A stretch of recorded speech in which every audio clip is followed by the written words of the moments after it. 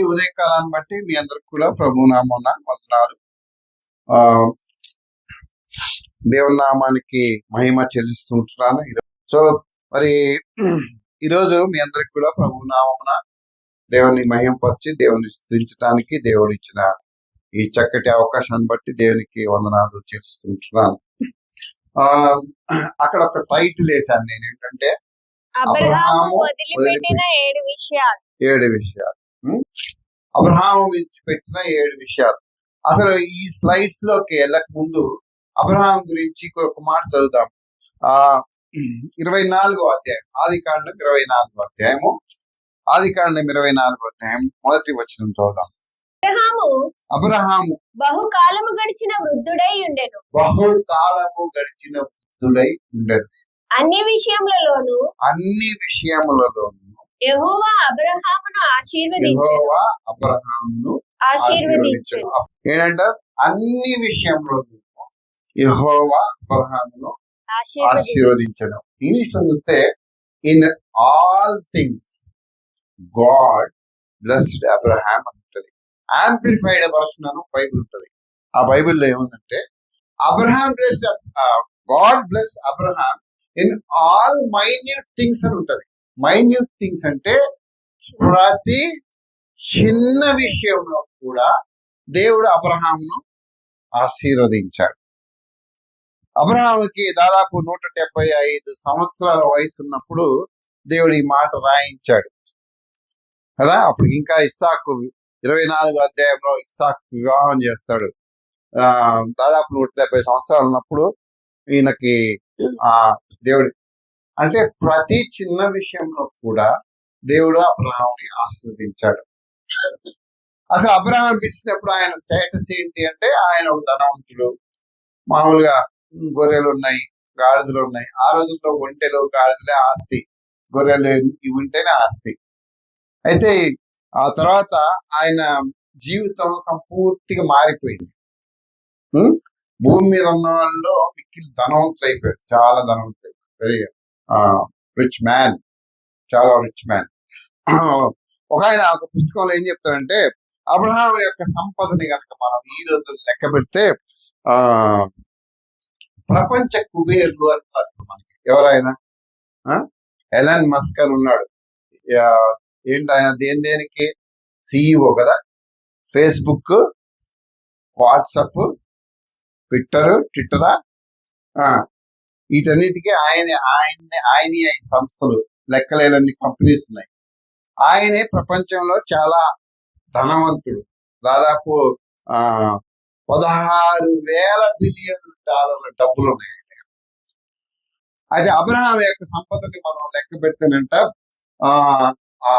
ఆ పుస్తకంలో ఏమంటాడంటే, ఎలన్ మస్క్ లాంటి వాళ్ళు 22 మంది, అంటే 16,000 బిలియన్ల డాలర్లు ఇంటూ 22 అంత సంపద ఉందంట అప్పట్లో ఆయన దగ్గర.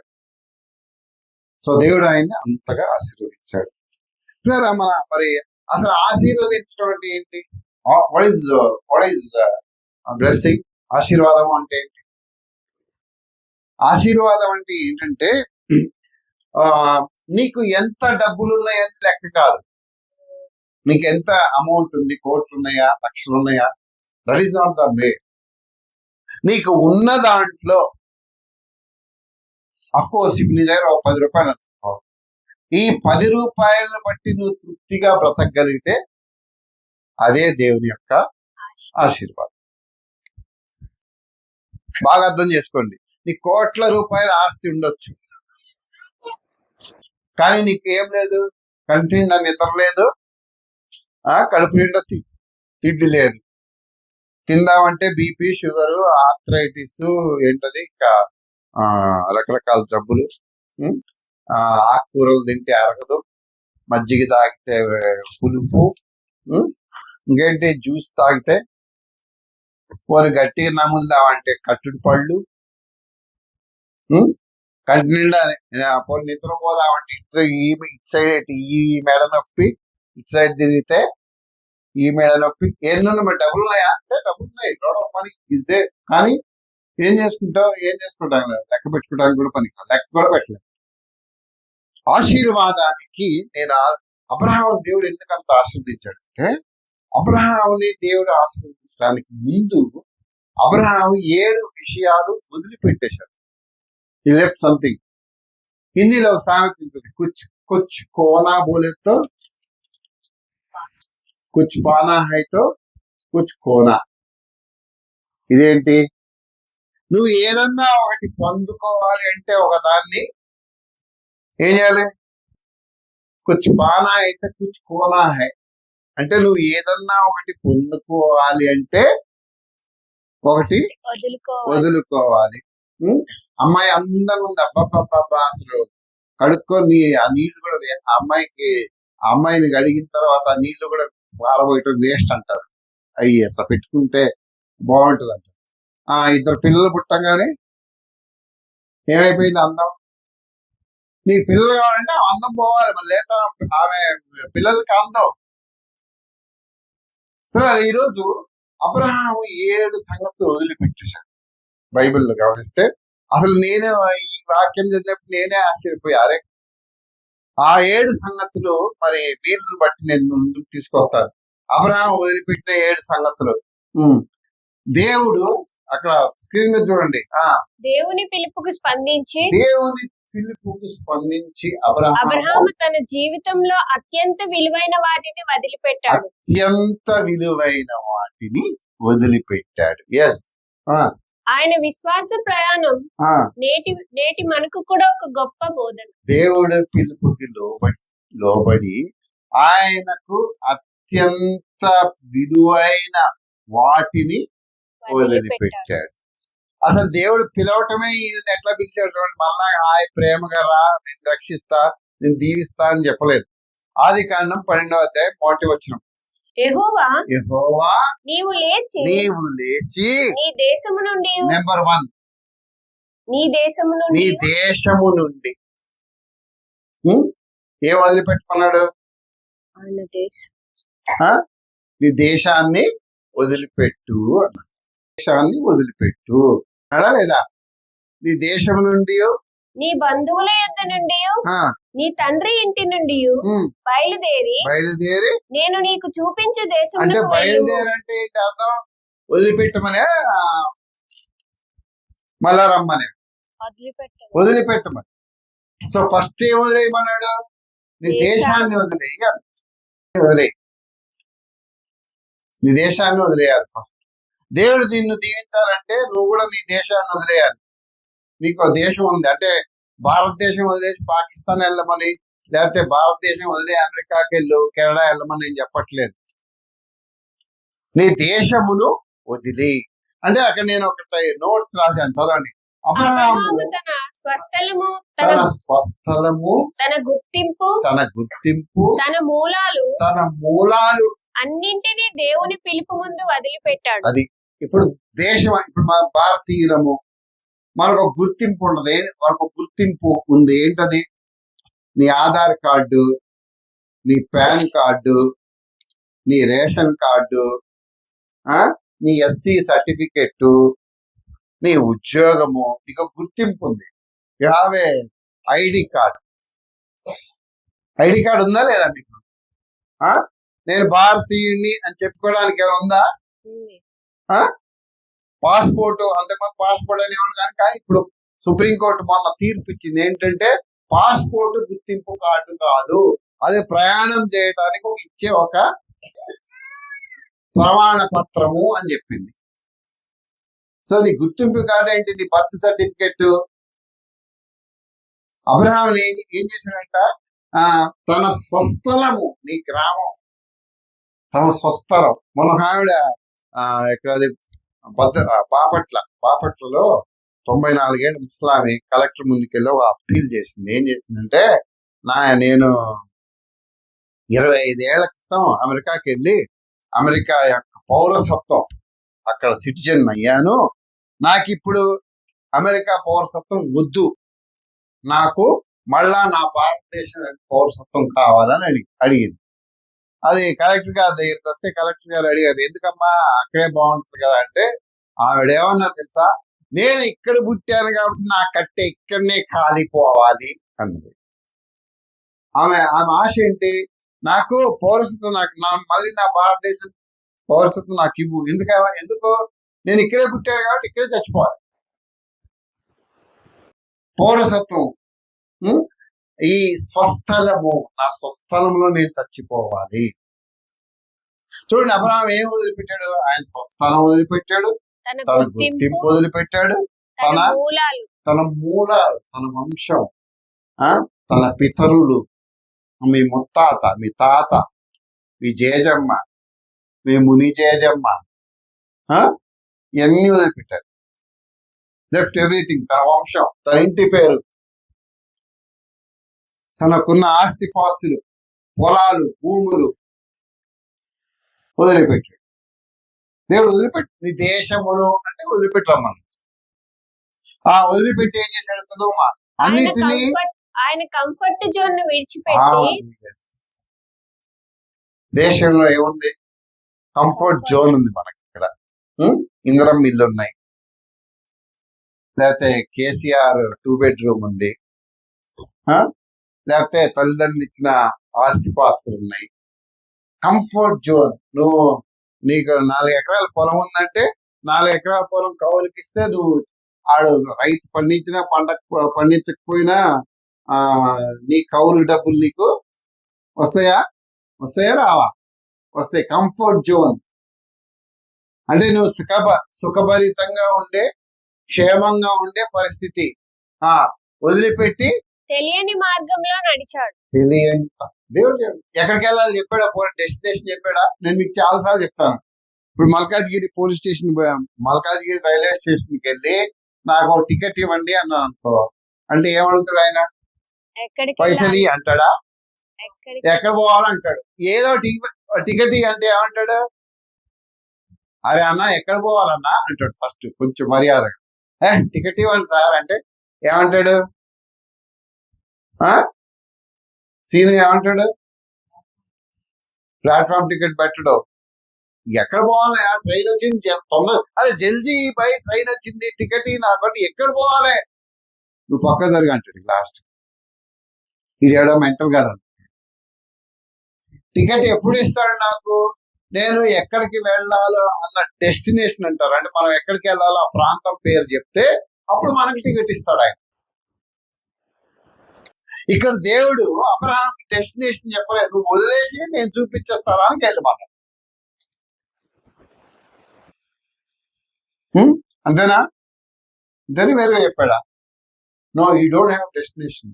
చూడండి, మనల్ని కూడా దేవుడు దీవించాలంటే ఏం చేయాలి? తెలియని మార్గంలో నడిచాడు.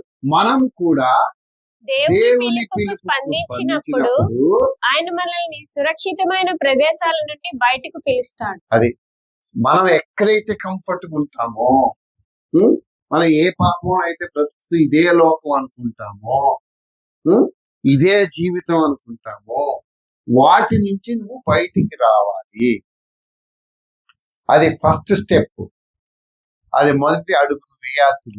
నువ్వు ఎక్కడైతే హ్యాపీగా ఎంజాయ్ చేస్తా ఉన్నావో, ఎక్కడైతే నీ ఫ్రెండ్స్ దగ్గర నుంచి బయటికి రావాలి. నీకు ఉన్న చెడు అలవాట్లు బయటికి రావాలి. నీకున్న సినిమాలు, సీరియళ్ళు, సిగరెట్లు, సరదాలు, ఒకవేళ డ్రగ్స్ అలవాటు ఉంటే డ్రగ్స్ బయటికి రావాలి. దేవుడు నేను రక్షించాడు కదా, నువ్వు బయటికి రావాలి. అమ్మలక్కలు, ముచ్చట్లు, పనికి వాళ్ళ స్నేహితులు, నువ్వు బయటికి రాకపోతే, లేకపోతే నామకార్థ విశ్వాసపు బ్రతుకు మంది బయటికి రావు. నువ్వు బయటికి రాకపోతే అది మొదటి అడుగు. ఆ మొదటి అడుగు అయినంత కాలం దేవుడు సైలెంట్గా ఉంటాడు.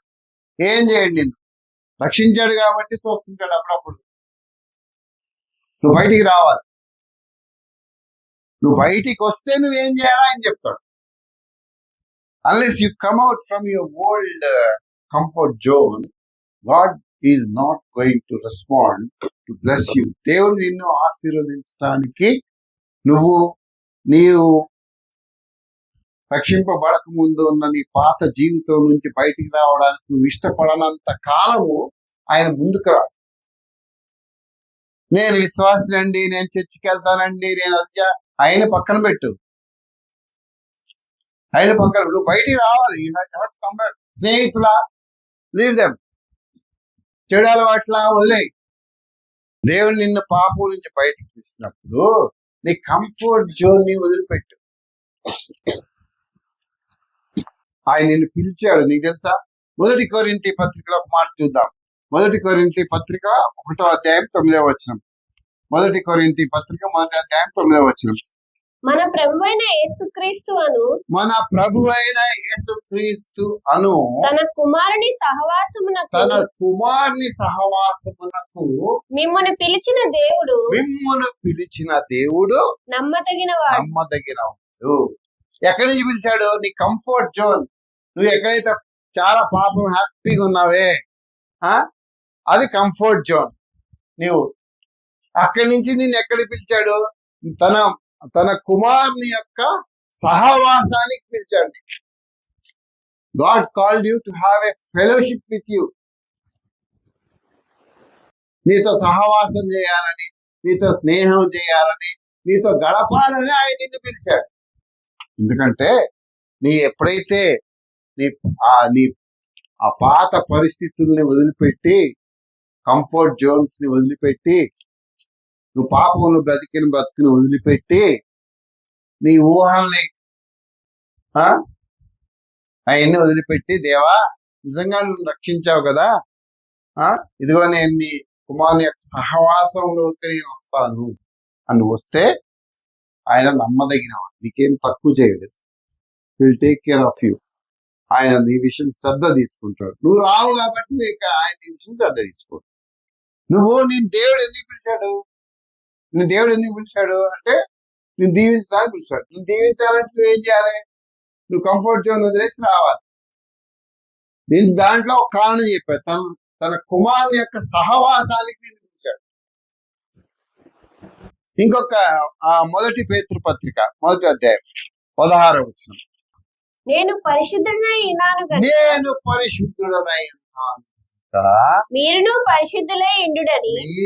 పరిశుద్ధులై ఉండుడని రాయబడి ఉన్నది. కాగా మీరు విధేయులకు పిల్లలై మీ పూర్వపు అజ్ఞాన దశలో మీకుండిన ఆశలను అనుసరించి ప్రవర్తింపక. ఎంత చక్కగా చెప్తున్నాడండి. మీ పూర్వపు అజ్ఞాన దశలో మీకుండిన ఆశలను అనుసరించి ప్రవర్తింపక మిమ్మును పిలిచిన వాడు పరిశుద్ధుడై ఉన్న ప్రకారము మీరును సమస్త ప్రవర్తన యందు పరిశుద్ధులై ఉండుడి. నీ పూర్వపు అజ్ఞాన కాలంలో నీకుండిన ఆశలను అనుసరించి నడుచుకొనక నిన్ను పిలిచిన వాడు పరిశుద్ధుడై ఉన్న ప్రకారం మీరును పరిశుద్ధుడై ఉండాలని నిన్ను పిలిచాడు. పూర్వపు అజ్ఞాన కాలంలో ఉన్న ఆశలు అది ఇంకా కొనసాగుతూనే ఉంటాయి. అవే బూతు మాటలు, అవే క్రియలు, అదే చెడు చూపులు, అదే ఉద్దేశాలు, అవే క్రికెడ్ మైండ్ అంటే ఏమంటారు? క్రికెడ్ మైండ్ అంటే తెలుగులో ఏమంటారు? క్రికెడ్ మైండ్. సంకుచితమైన మనసు, సంకుచిత భావాలు, తప్పుగా ఆలోచన చేయటం. ఏది చెప్పినా కూడా దానికి నెగిటివ్ తీసుకుంటారు, పాజిటివ్ తీసుకోరు.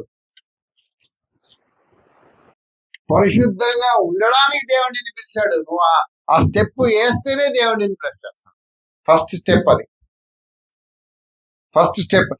ఇప్పుడు వాక్యం మొన్న ఎవరు చెప్తున్నారు నాకు, పాస్టర్ గారు ఎవరు చెప్పారు అనుకోండి వాక్యం, అదిగో నన్నే చెప్పాడు అంటున్నారంట ఈ మధ్య. నా గురించే నాతో కూడా అంటారు, మమ్మల్ని ఉద్దేశించే మీరు వాక్యము చెప్పారు, మా గురించే చెప్పారు, నన్నే పాయింట్అవుట్ చేశారు. ఎందుకు చేస్తారు? పాస్టర్ గారు మిమ్మల్ని ఎందుకు పాయింట్అవుట్ చేస్తాడు? ఆయనకి పిచ్చా? లేదా మీరంటే కోపమా? సంకుచితమైన ఆలోచన. నన్నే అంటున్నాడు, నా పిల్లల్నే అంటున్నాడు. నా పిల్లలంటే కంట్లో నిప్పులు పోసుకుంటాడు. ఎందుకు పోసుకుంటాడు? ఆయన వేడి ఎక్కువైందా? సంకుచితమైన. అరే మీరు సంతోషించాల్సింది ఏంటంటే దేవుడు నాతో మాట్లాడుతున్నాడు. ఇంతమందిలో కూడా దేవుడు నాతో మాట్లాడుతున్నాడు. నేను క్రమపరచబడాలి, నేను సరి చేసుకోవాలి, నా పిల్లల్ని సరి చేయాలి, నా భార్యని సరి చేయాలి, నా భర్తని సరి చేయాలి, లేకపోతే మేము సరిదిద్దుకోవాలి, ఆ విషయం సంతోషించాలి. కానీ సంకుచితమైన కాబట్టి దేవుడు ఎందుకు పిలిచాడు? పాత పద్ధతులు వదిలేసి నూతనమైన పద్ధతిని అనుసరించి తన కుమారుని యొక్క సహవాసంలో ఉండడానికి పిలిచాడు. రెండవది నూతన పరిశుద్ధంగా బ్రతకటానికి నిన్ను పిలిచాడు. కాబట్టి నీ దేశం అంటే నీకున్న కంఫర్ట్స్, నీకున్న పాత క్రియలు, పాత ఆలోచనలు, పాత పాపాలు, రహస్య పాపాలు, నీకున్న పాపానికి ఉన్న మూలాలు, నీ స్నేహితులు చింత చచ్చినా ఏంటి పులుపు చావదు. చింత చచ్చిపోవాలి, దేవుని దృష్టిలో పులుపు కూడా లేకుండా పోవాలి. అప్పుడే దేవుని ఫస్ట్ స్టెప్.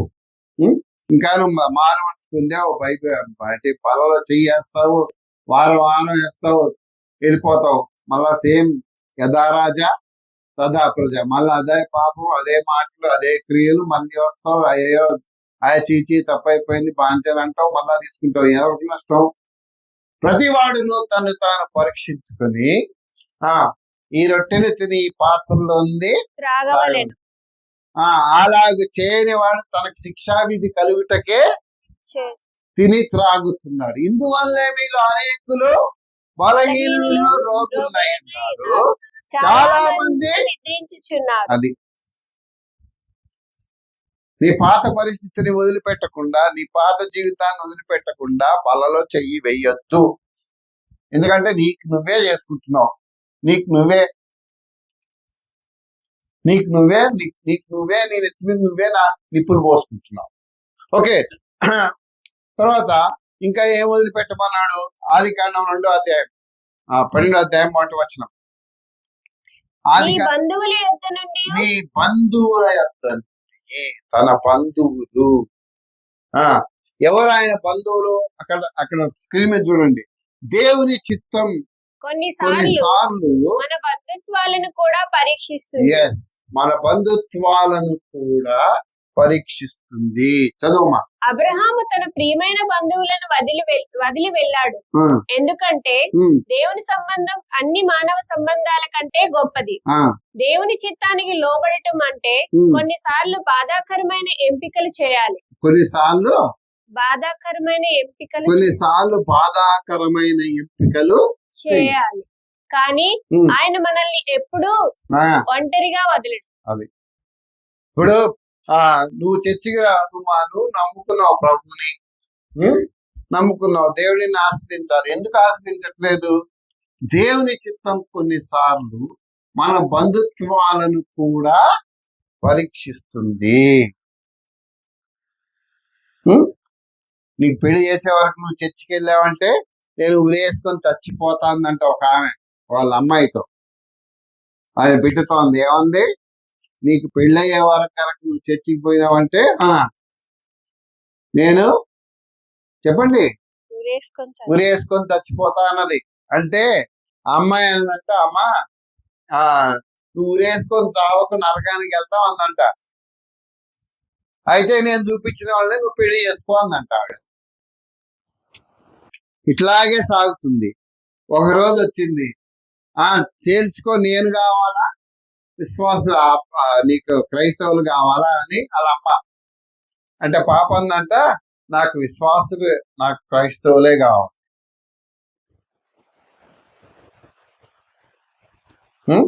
నాకు క్రైస్తవులే కావాలి, అన్యులొద్దు,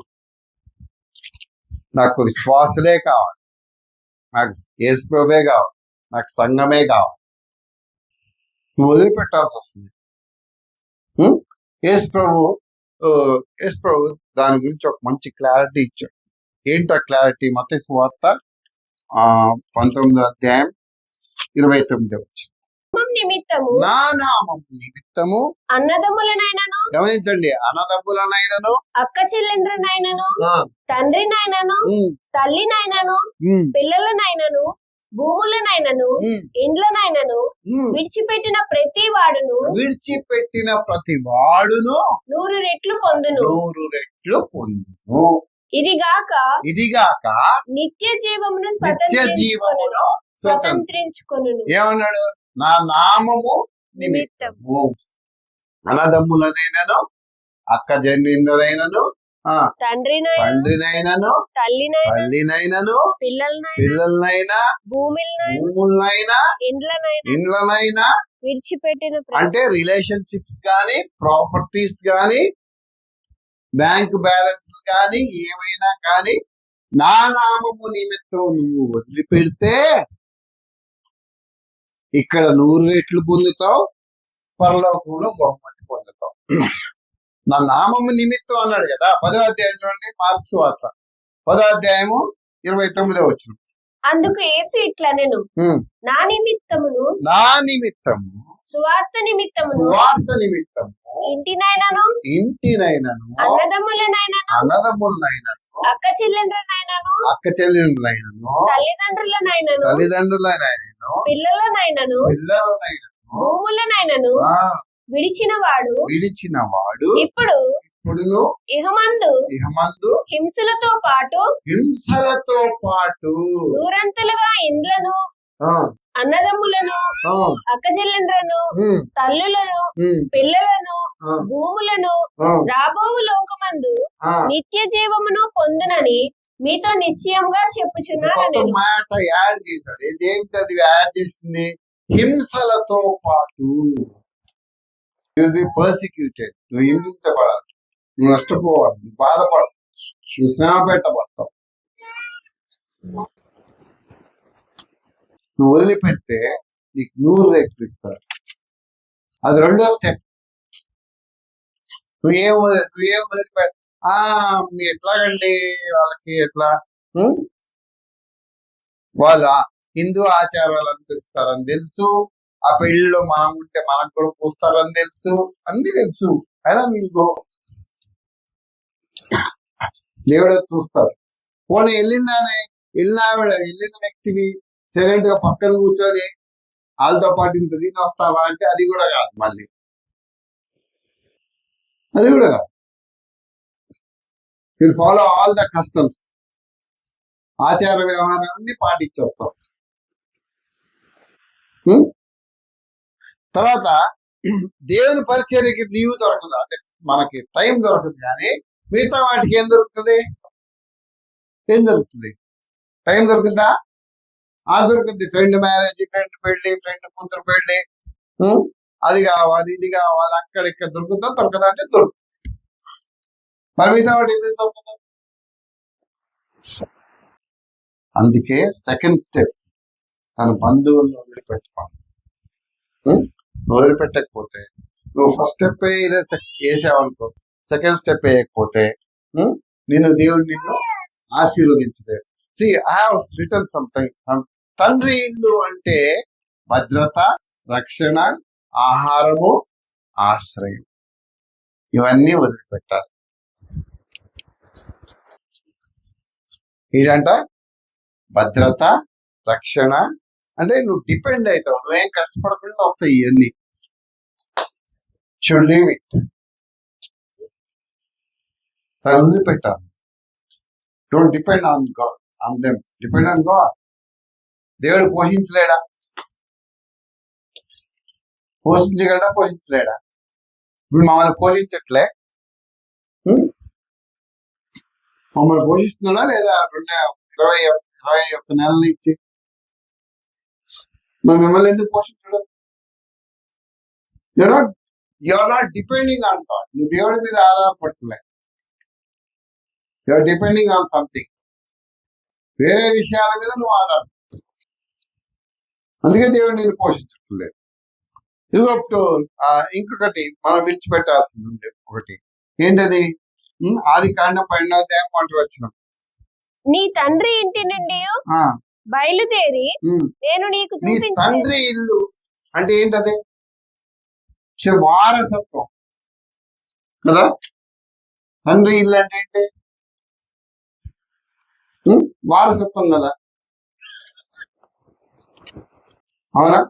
gave as a heritage to heritage. తన కుటుంబ వారసత్వాన్ని, ఆస్తిని, గౌరవాన్ని దేవునిపై ఆధారపడి వదిలేశాడు. దేవునిపై ఆధారపడి వాటిని వదిలేశాడు కదా. దేవునిపై ఆధారపడి వదిలేశాడు వాటిని. ఇంకో విషయం చూద్దాం. వారసత్వానికి సంబంధించి ఆధారపడటం కేవలం దేవునిపై మాత్రమే నమ్మకం ఉంచి ఆయన చూపించిన మార్గంలో నడిచాడు. అది ఆయన ఏం చేశాడు? దేవుని మీద ఆధారపడ్డాడు అంటే దేవుడు చూపించిన మార్గంలోనే నడిచాడు. ఆయన ప్లాన్ అమలు చేయలేదు. ఇప్పుడు మనం ఏంటంటే మనం దేవుడికి సజెషన్స్ ఇస్తాం. ఇటు పో దేవా, ఇట్లా దేవా, ఇట్లా చేయి దేవా, ఇట్లా వస్తే నాకు ఆశీర్వాదం వస్తుంది దేవా, అట్లా వెళ్తే ఆశీర్వాదం పోద్ది దేవా, వాడిని నా దగ్గరికి రానీకి దేవా. ఆయన దేవుడు పట్టుకొచ్చాడు ఏంటి? ఆయన దేవునిపై ఆధారపడటం నేర్చుకోవాలి. ఓకే, ఇక్కడ నేను ఒక నోట్స్ రాసుకున్నాను. చూడండి ఏం రాసుకున్నాను. ఆధారపడటం కేవలం దేవునిపై మాత్రమే నమ్మకం ఉంచి ఆయన మార్గంలో నడిచాడు. అది ఆధారపడటం అంటే కేవలం దేవునిపై మాత్రమే నమ్మకం ఉంచి ఆయన చూపించిన మార్గంలో నడవాలి. అబ్రహాం మేడం ఒక తప్పు చేసింది అక్కడ. ఎవరు? చిన్న మేడం. ఎవరా చిన్న madam? Hagar madam. Hagar madam కాదు, పెద్ద మేడమే చేసింది. షారాయి మేడం ఏం చేసింది? ఏమంది? దేవుడు ఏమన్నాడు? నీ ద్వారానే సంతానం కలుగుతున్నాడా లేదా? అన్నాడా? కాబట్టి నీ ద్వారానే పుడతారు, నా ద్వారా పుట్టరు, నా వల్ల పుట్టరు, నీ వల్ల పుడతారు, నా వల్ల పుట్టరు, ఎందుకంటే నాకు గర్భం ఉడికిపోయింది. మరి ఏం చేయమంటావే అంటే ఏం చేసేది ఏముంది? నా దాసి ఉంది కదా, ఆమె పెళ్లి చేసుకో, అప్పుడు నీ ద్వారానే. ఇది ఐడియా బాగుంది. రైట్. ఏమైంది ఇప్పుడు మనకి? ఏమైంది? ఎందుకు ఈ రోజుల్లో ఈ దేశం ఇప్పుడు మనం ఏమంటారు క్లిష్ట పరిస్థితులు, యుద్ధాలు. ఎందుకంటే వాళ్ళతో. పైగా ఆయన ఏం ప్రార్థన చేశాడు? దేవా, ఇష్మాయేలు నీ సన్నిధిలో బ్రతకడానికి అనుగ్రహం చూపించు అంటే ఓకే అన్నాడు దేవుడు. సో దేవుని మార్గం వదిలేసి ప్రక్క మార్గంలోకి వెళ్తే దేవుడు నిన్ను దీవించడు. దేవునికి ప్లాన్స్ చెప్పొద్దు. తర్వాత అబ్రహాము తన భూమి ఆధారిత భద్రతను వదిలి పరలోక భద్రతను ఎంచుకున్నాడు. ఇది నిజమైన విశ్వాసం యొక్క లక్షణం. నీకున్న వాటిని, నాకు డబ్బు ఉందిలే దేవుడు చూసుకుంటాడు, నాకు బలం ఉందిలే దేవుడు చూసుకుంటాడు, నాకు బలగం ఉందిలే దేవుడు చూసుకుంటాడు అంటే దేవుడు చూసుకోడు. దేవుడి మీద ఆధారపడితేనే దేవుడు చూసుకుంటాడు. అంతేనా? దేవుడి మీద ఆధారపడితే దేవుడు చూసుకుంటాడా? వీటి మీద ఆధారపడితే దేవుడు చూసుకుంటాడా? అంటే దేవుడి మీద ఆధారపడితే దేవుడు చూసుకుంటాడు. ఓకే, ఇంకొక విషయం నేర్చుకుందాం ఈసారి. ఆదికాండం, హెబ్రీయులకు రాసిన పత్రిక 11వ అధ్యాయం. హెబ్రీయులకు రాసిన పత్రిక 11వ అధ్యాయము 8వ వచనం. అబ్రహాము పిలువబడినప్పుడు విశ్వాసమును బట్టి ఆ పిలుపునకు లోబడి తాను స్వాస్థ్యముగా పొందనయ్యున్న ప్రదేశమునకు బయలు వెళ్ళాను. మరియు ఎక్కడికి వెళ్ళవలెనో అది ఎరుగక బయలు వెళ్ళాను. ఇంకా చూడండి, అక్కడ బొమ్మ వేసింది, స్టెప్లు కూడా ఉంటాయి. పైన ఏముంది? సొంత నిర్ణయం, సొంత ప్రణాళిక. యువతల సైడ్ బ్లూలో దేవుని దేవుని ప్రణాళిక ప్రణాళిక. సొంత ప్రణాళిక, దేవుని ప్రణాళిక. సొంత ప్రణాళిక ఏం చేస్తుంది? నియంత్రణ నియంత్రిస్తుంది, నిన్ను కంట్రోల్ చేస్తుంది. సొంత ప్రణాళిక నిన్ను పని చేయని, నిన్ను ధైర్యంగా ఒక అడుగేయని. అమ్మో డబ్బులు వేస్ట్ అవుతాయేమో. నీ సొంత ప్రణాళిక, సొంత ప్లాన్. అబ్రహాము పిలువబడినప్పుడు ఏంటంట, తన సొంత ప్రణాళిక వేయలే, దేవుని మీద ఆధారపడ్డాడు. సొంత ప్రణాళిక ఏం చేస్తుంది? రెండోది నీళ్ళు ఏం చేస్తుంది? చదవండి ఇక్కడ ఉంది కదా. నిశ్చయత్వం. మూడోది ఏం చేస్తుంది? స్వయం ఆధారత. స్వయం ఆధారత అంటే నీ మీద నువ్వే ఆధారపడతావు. దేవుని నిర్ణయాలు దానికి ఆపోజిట్ ఉన్నాయి. దేవుని నిర్ణయాలు ఏమున్నాయి? ఇక్కడ నమ్మకం, ఇక్కడ నమ్మకము, విధేయత, దైవిక మార్గదర్శనం. ఎస్, దేవుని నమ్మకం. దేవుడు ఎప్పుడు వదిలిపెట్టు. దేవుని నమ్మితే ఈ నెవర్ లీవ్. నిన్ను ఆయన వదిలిపెట్టినే పెట్టాడు. అందుకే ఏమన్నాడు? అబ్రహాము దేవుని నమ్మేది, అది అతనికి నీతిగా ఎంచబడెను. అబ్రహాము దేవుని నమ్మాడంట. గాడ్ ఏంటి? made it as righteousness to him. దేవుడు ఆమె నీతిగా ఎంచుకున్నాడు. దేవుని ప్రణాళికలు మనవి వేరు, దేవుడి వేరు. నువ్వు దేవుని నమ్మితే నీ పట్ల దేవుని ప్రణాళికలు వేరు. యెషయా గ్రంథం 55వ అధ్యాయం కొన్ని వాక్యాలు చూద్దాం. యెషయా గ్రంథం 55వ అధ్యాయం 8-9 వచనాలు. నా తలంపులు మీ తలంపుల వంటివి కావు, మీ త్రోవలు నా త్రోవల మీ వంటివి కావు, త్రోవలు నా త్రోవల వంటివి కావు. ఇదే యెహోవా వాక్కు. ఇదే యెహోవా వాక్కు. చదువు. ఆకాశములు భూమికి పైగా ఎంత ఎత్తుగా ఉన్నవో, మీ మార్గముల కంటే నా మార్గములు, మీ మార్గముల కంటే నా మార్గములు, మీ తలంపుల కంటే నా తలంపులు, మీ తలంపుల కంటే నా తలంపులు అంత ఎత్తుగా ఉన్నవి, అంత ఎత్తుగా ఉన్నవి. దేవుని ప్లాన్స్ వేరు, దేవుని ఉద్దేశాలు వేరు, దేవుని మార్గాలు వేరు. నువ్వు దేవుని మీద ఆధారపడితే దేవుడు నిన్ను దీవించడానికి ఆయన వేరే వేరే ప్లాన్స్ వేస్తాడు. నువ్వు అనుకున్న ప్లాన్స్ కాదు, ఆయన వేసిన ప్లాన్స్ లో ఆయన దీవించాడంటే ఎవరు మళ్ళా దాన్ని వెనక్కి తీసుకోలేడు. అందుకే అబ్రహాం ఎప్పుడండి 4000 సంవత్సరాల క్రితం, ఎన్ని సంవత్సరాలు? 4-6,000 సంవత్సరాల క్రితం జరిగిన సంఘటన. 1800 సంవత్సరం, క్రీస్తు పూర్వం 1800లో జరిగింది. అదే 1800, ఇది 26. ఎంత? 1826 ఎంత? 4,400 సంవత్సరాల క్రితం సంగతి మనం మాట్లాడుకుంటున్నాం. ఆ రోజు దేవుడిచ్చిన ఆశీర్వాదం కదా. ఇర్మియా గ్రంథం 29వ అధ్యాయం, నాకు ఈ మాట చాలా ఇష్టం. ఇర్మియా గ్రంథం 29వ అధ్యాయము చాలా స్పష్టంగా చెప్తాడు దేవుడు. 29వ అధ్యాయం 11వ వచనం.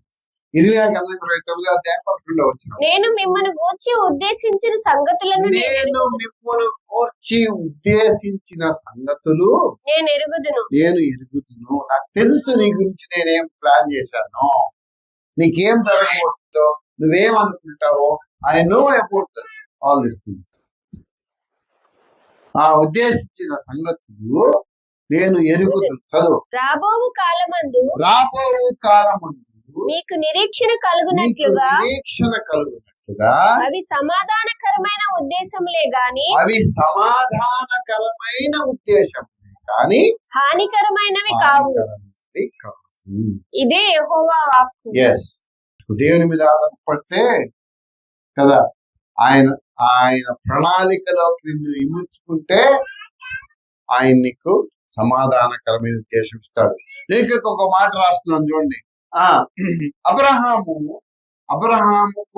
ముందు ఏమి ఉందో తెలియదు, కానీ ఆయన దేవుని మార్గదర్శకత్వాన్ని పూర్తిగా లోబడ్డాడు. అది మన ప్రణాళికలను దేవుని చేతుల్లో ఉంచడమే నిజమైన విశ్వాసం. అబ్రహాం ముందు ఏముందో తెలియదు, ఎక్కడికి వెళ్ళాలో తెలియదు, ఏం చేయాలో తెలియదు, ఏమొస్తుందో తెలియదు, తన జీవితాన్ని ఎవరి చేతిలో పెట్టాడు? దేవుని దేవుని చేతిలో పెట్టాడు.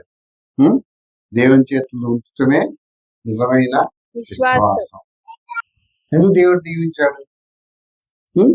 ఆయన దేవుడు ఏది ఇస్తాడో, ఈ రాజ్యం, ఈ దేశం నేను స్వతంత్రించుకోవాలి, అది చూడాల. ఏం చూశాడు? తన ఆశ హెబ్రీ పత్రికలో ఉంటుంది కదా, ఆయన ఆశ ఇక్కడ ఉన్నాయి చూడండి. It will come, don't worry. ఆయన ఆశ దేని మీద ఉంది చూడండి. నెంబర్ 1 ఏంటది? ఈ లోకం తాత్కాలికం. అది ఈ లోకము తాత్కాలికం. లోకం మీద పెట్టలే, ఈ లోకము తాత్కాలికం. యాకోబు ఒక మాట అంటాడు, లోకములో ఉన్నదంతయు శరీరాశయు, నేత్రాశయు, జీవపు డంబమై ఇది దేవుని వల్ల కలిగినవి కావు. విశ్వాసుల యొక్క ఆశ అంతా ఎక్కడుంది? దీని మీదే ఉంది.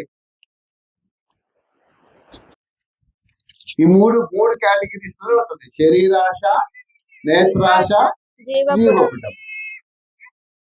సైతాను ఆదాముని లోపరుచుకుంది కూడా ఈ మూడిటి ద్వారానే లోపరుచుకున్నాడు.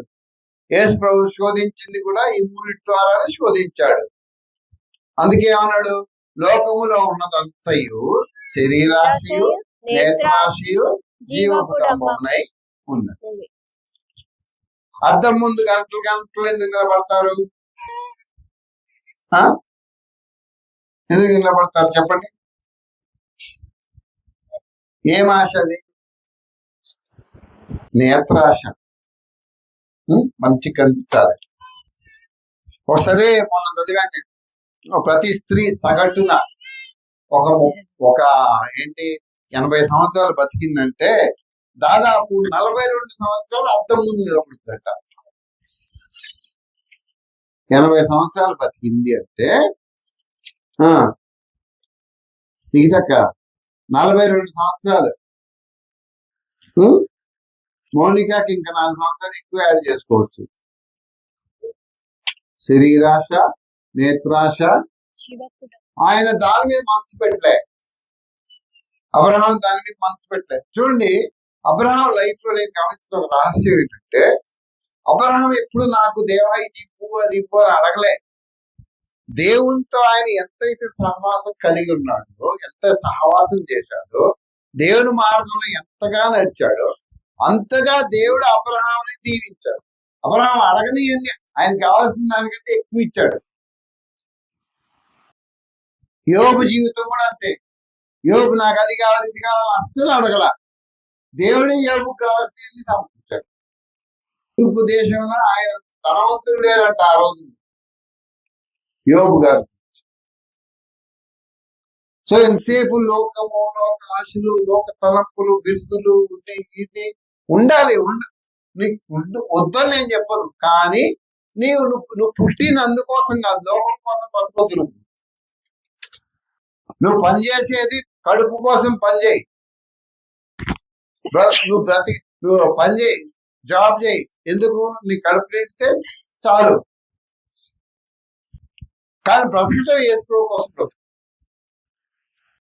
నేను జాబ్కి వెళ్ళే రోజు మా పాస్టర్ గారి దగ్గరికి వెళ్తే ఆయన నాకు మంచి మాట చెప్పాడు. అయ్యా నీకు ఉద్యోగం వచ్చింది కదా అంటే అవునంటున్నాను. అయ్యా నీ కడుపు నిండటానికి ఉద్యోగం చేయి. అదేంటంటే నీ కడుపు నిండి నీ అవసరం తీరే వరకే ఉద్యోగం మీద పనిచేయి. బ్రతకటం కోసం ఉద్యోగం చేయి, ఉద్యోగం కోసం బ్రతకొద్దు అంట. ఉద్యోగం కోసం బ్రతకడం ఏంటనుకున్నా అంటే, నువ్వు మొత్తం నీ జీవితం అంతా ఉద్యోగం వచ్చింది కదా అని పొద్దున 6 గంటలకు వెళ్ళి రాత్రి 12 గంటలకు రాదు. ఆ దేనికోసం బతికినట్టు? ఉద్యోగం కోసం బతికినట్టు. ఉద్యోగం కోసం నువ్వు బతకొద్దు, బతకటానికి ఉద్యోగం చేయి, కడుపు నింపబట్టడానికి ఉద్యోగం. ఇప్పుడు మన పరిస్థితి ఉల్టా అయిపోయింది. మనం బతుకుతుందే ఉద్యోగం కోసం. ఉద్యోగం మనకు ఉద్యమం అయిపోయింది. ఉద్యమకారులు, ఉద్యోగ ఉద్యమకారులు. అబ్రహాం అట్లా. అందుకే దేవుడు ఆయన ఆశ్రయించే వాళ్ళని ఆశ్రయించట్లేదండి. ఇంతసేపు కష్టపడతారు కదా, ఏం సాధించారు? ఏముంది మీ దగ్గర? నాది ఎవరు పాస్టర్ వెనకాల ఎంత ఉందో నీకేం తెలుసు అంటారా? తర్వాత ఇంకోటి ఏముందంటే ఇక్కడ రెండోది ఏముంది? పరలోకం శాశ్వతం. పరలోకం శాశ్వతం. ఎందుకు? దేవుడు స్థాపించిన నగరం, నిత్య నివాసం. దానికోసం లాస్ట్ అక్కడికే వెళ్ళాలి. దానికోసం బ్రతుకు. So I have some more స్థిరమైన నివాసం. ఈ లోకం శాశ్వత నివాసం కాదని గ్రహించి పరలోక రాజ్యం కోసం ఎదురు చూడు. ఓకే. ఆరోది ఏంటి? తన కుమారుడైన ఇస్సాకుని వదులుకున్నాడా? అబ్రహాము తన ప్రియమైన ప్రియమైన కుమారుని కూడా దేవుని కోసం అర్పించడానికి సిద్ధపడ్డాడు. ఇది విశ్వాసం యొక్క పరమ పరీక్ష. దేవునిపై ప్రేమ అన్ని మానవ ప్రేమల కంటే గొప్పది అని ఆయన నిరూపించాడు. అప్పుడు ఆయన, నీకు ఒక్కడైన నీ కుమారుని అనగా నీవు ప్రేమించే ఇస్సాకును తీసుకుని మోరియా దేశమునకు వెళ్లి అక్కడ నేను నీతో చెప్పబో పర్వతంలో ఒక దాని మీద దహన బలిగా అతన్ని నర్పించమని చెప్పాను. తెల్లవారినప్పుడు అబ్రహాము లేచి, దేవుడు ఎప్పుడు చెప్పాడు? రాత్రి చెప్పాడు, అయితే చీకటి ఉన్నప్పుడు చెప్పాడు కదా. 3 గంటలకో 2 గంటలకో చెప్పుండొచ్చు. ఈయన అమలు చేసింది ఎప్పుడు? తెల్లవారినప్పుడు. అంటే తన కుమారుని అయినా సరే దేవుని కోసం ఇవ్వటానికి సిద్ధపడ్డాడు. వెనక్కాడు. తన కుమారునైన ఇస్సాకును కూడా వదిలిపెట్టేశాడు. అదేంది దేవా, ఇవ్వకి ఇచ్చావు, 13 ఏళ్ళు వచ్చినాయి, మనం చంపేయమంటున్నావు, ఇది నీకు న్యాయమా అని ఏడ్చాడా అంటే ఏడవలే. దేవుడు చెప్పాడు, తీసుకుని వెళ్ళాడు. మన ఆత్మీయ జీవితంలో దేవుడు మనం వాడుకోవాలంటే మనం సమర్పణ ఉండాలి. సాక్రిఫైస్. రోమాపత్రిక 12వ అధ్యాయం. మొదటి వచనం. రోమీయులకు రాసిన పత్రిక, రోమన్స్ చాప్టర్ 12 verse 1. కాబట్టి సహోదరులారా, పరిశుద్ధమును దేవునికి అనుకూలమును అయిన సజీవ యాగముగా మీ శరీరములను ఆయనకు సమర్పించుకొనుడని దేవుని వాత్సల్యమును బట్టి మిమ్మల్ని బతిమాలుకొనుచున్నాను. ఇట్టి సేవ మీకు యుక్తమైనది. ఎందుకు నువ్వు దేవుని పని చేయలేకపోతున్నావు? ఎందుకు చేయలేకపోతున్నావు అంటే నీ శరీరాన్ని దేవునికి అర్పించలేకపోతున్నావు. చెయ్యాలని ఉంది మనసులో, ఒకవేళ చేసినా ఎప్పుడు చేస్తావు? టైం అయిపోయినాక చేస్తావు. బుద్ధి వచ్చినప్పుడు సంకెక్కవు. ఎందుకంటే నీ శరీరం ఎవరి దగ్గర ఉంది? నీ శరీరము, నీ శరీరానికి ఇంకా సైతానికి సైతాన్ కంట్రోల్లో ఉన్నావు ఇంకా. అందుకే నువ్వు చెయ్యాలని ఉంటది కానీ నువ్వు చేయలేవు. నువ్వు చెయ్యాలని ఉంటది, టైం చేయాలి, నేను రావాలి, టైంకి చేయాలి, దేవుని మందిరంలో నిలబడాలి. చూడండి, నేను ఒక మాట చెప్తున్నాను, దేవుని మందిరంలో నువ్వు ఒక గెస్ట్వి కాదు. బాగా వినండి, you are not the guest. నువ్వు ఒక అతిథివి కాదు. నువ్వు అతిథివి కాదు. అన్ని సమకూర్చి ఉంటే ఇక్కడ వచ్చి హ్యాపీగా కూర్చుంటాను నేను, ఏసీ వేసారా, చల్లగుందా, యు ఆర్ నాట్ గెస్ట్. నువ్వు అతిథివి కాదు. నిన్ను ఆయన తన రక్తంతో కొనుక్కున్నాడు. నువ్వు వచ్చి ఆయన మందిరంలో ఉండాలి. నువ్వు పని చేయాలి, నువ్వు అన్ని చెయ్యాలి. ఇట్లాగా వస్తానంటే ఎందుకు వస్తున్నావు అంటే నీ శరీరము నీది కాదు, దేవుడిది కాదు, అది సైతాన్ది. ఎట్లా చెప్తే అట్లా వింటున్నావు. ఓ పని ఒప్పుకుంటావా, సరే టైం చెయ్యవు. ఓ పని చేస్తానంట చెయ్యవు. పోనీ నీకు దేవుడు తలాంతులు ఇచ్చాడా? ఇచ్చాడు. ఏం చేస్తున్నావు? ఏం చేయట్లేదు. ఎందుకు చేయట్లేదు? నీ శరీరం ఒప్పుకోవట్లేదు. నీ శరీరం దేవునికి నువ్వు సమర్పిస్తే కదా. కదా, లేదా తలాంతు ఉంది కానీ ఏం చేస్తున్నావు? నువ్వు చెయ్యాలని ఉంది కానీ ఇప్పుడు కూడా ఉంది కానీ నువ్వు చేయలేవు. ఎందుకంటే నీ శరీరం సైతానికి బానిసగా ఉంది. సజీవయాగంగా నీ శరీరం సమర్పించుకుందని ఏం చేస్తున్నాడు ఆయన? దేవుని వాత్సల్యం అని బట్టి మిమ్మల్ని బతిమాలుకుంటున్నాడు ఆయన. అయ్యా, దేవుని ప్రేమను బట్టి మేము బతిమాలుకుంటున్నారయ్యా, మీ శరీరాలను దేవునికి సమర్పించండి. దేవుని పని చేయడానికి శరీరం కావాలా? కావాలా వద్దా? మరి సైతాన్ని పని చేయడానికి ఏం కావాలి? శరీరమే కావాలి. నువ్వు బైబిల్ చదవటానికి శరీరం కావాలా? ప్రేయర్ చేయడానికి కావాలా? సువార్త పెట్టడానికి కావాలా? సినిమాకి వెళ్ళటానికి కావాలా? దోస్తులతో తిరగటానికి కావాలా? వద్దా? కావాలన్నా? వద్దొద్దు, శరీరం ఇక్కడ ఉండాలి, ఒక కాల్ని తీసుకొని పోతా అంటే కుదురుతుందా? కుదరదు కదా. అందుకే దేవుడు అబ్రహామును ఆశీర్వదించాడు.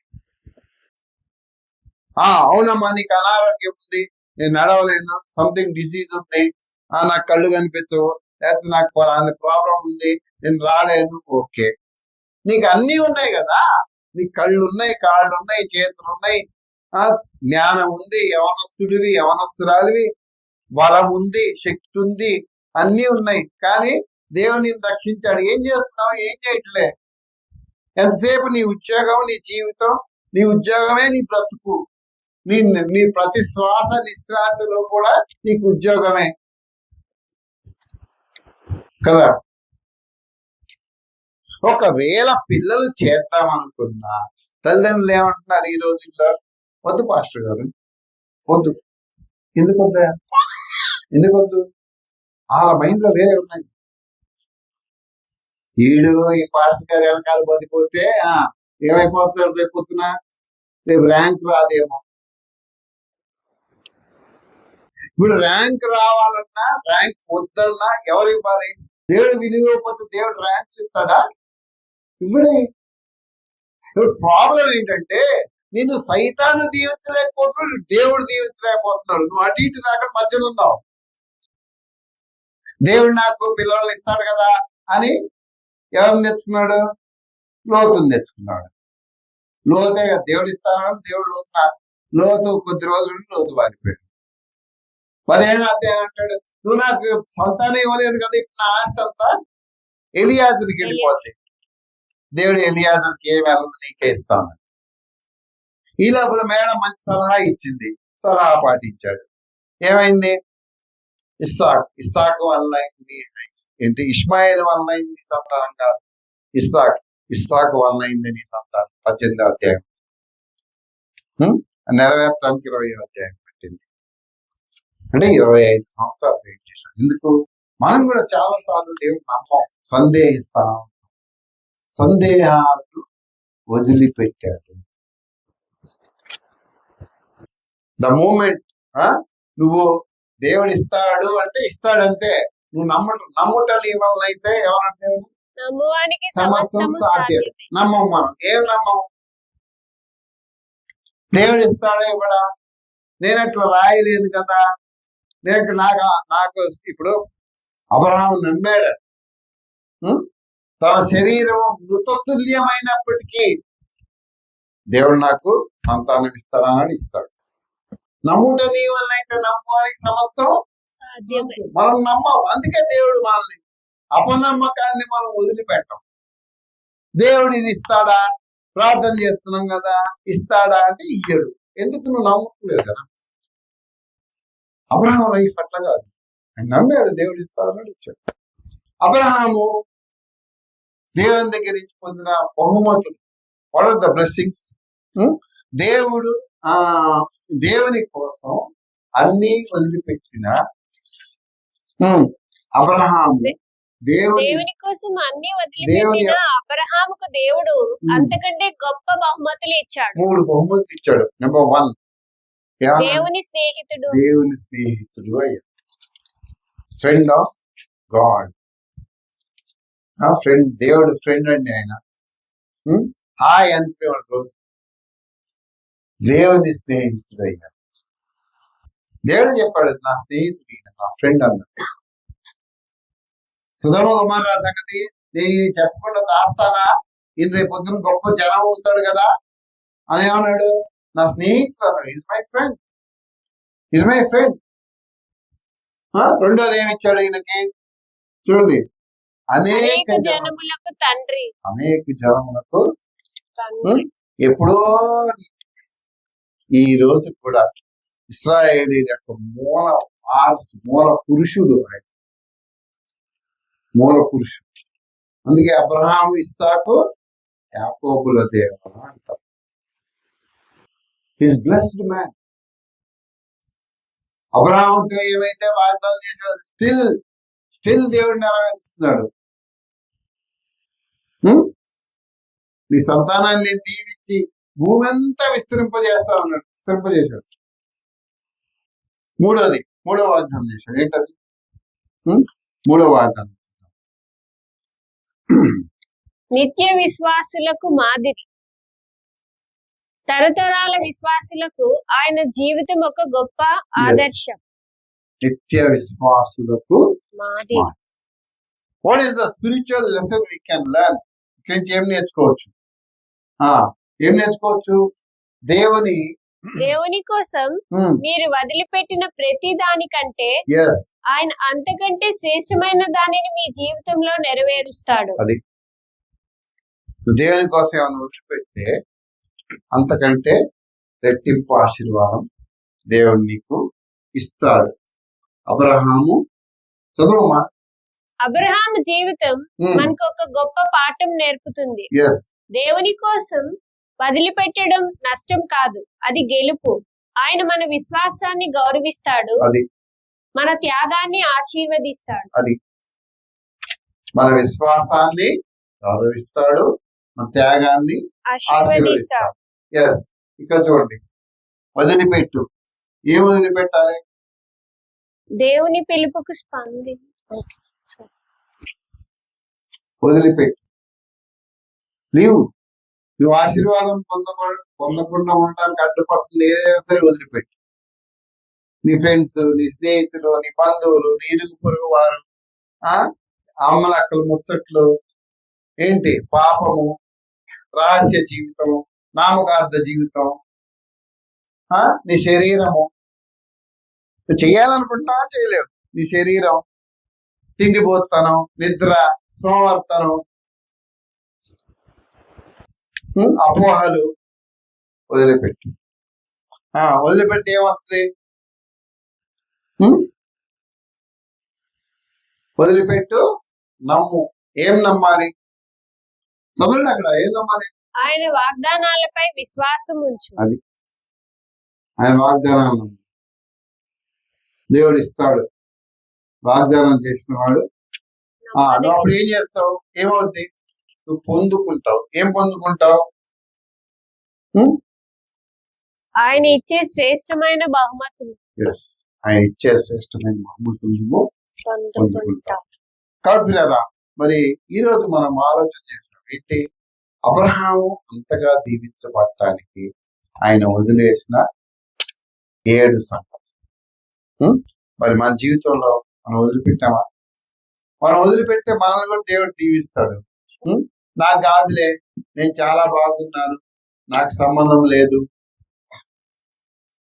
నేనేం కాదు వదలాల్సిందే, పక్కన ఉన్న నిక్కిలు వదలాలి అంటే లూజర్.